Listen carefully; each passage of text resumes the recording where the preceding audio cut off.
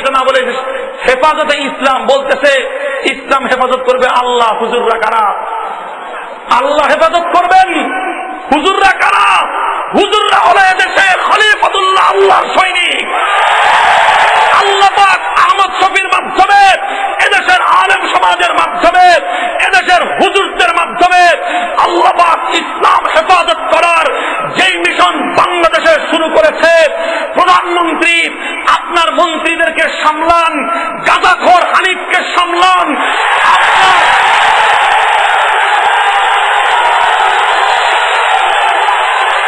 প্রধানমন্ত্রী আইনমন্ত্রীকে সামলান, আইনমন্ত্রীকে সামলান, রাশেদ খান ইনু, রাশেদ খান মেনন, হাসানুল হক ইনু সহ নাস্তিক মুরতাদদেরকে সামলান।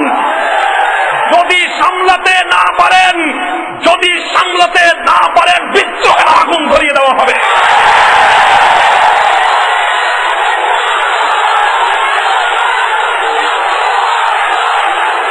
মুহতারাম হাজিরিন, আল্লাহ পাক রব্বুল আলামিন আমাদেরকে তৌফিক দান করুন।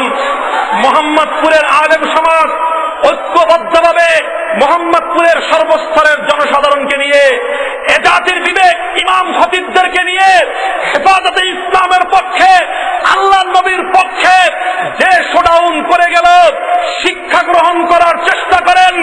কিছু অপদার্থ রয়েছে সরকারের নাম ভাঙে মোহাম্মদপুরের আলেমদের বিরুদ্ধে, মাদ্রাসাগুলোর বিরুদ্ধে জঙ্গিবাদের অপপ্রচার করো, মুখ সামলাও, কর্মকাণ্ড দায়িত্বশীলতার সাথে পালন করো, নইলে পিঠের চামড়া খুঁজে পাবে না।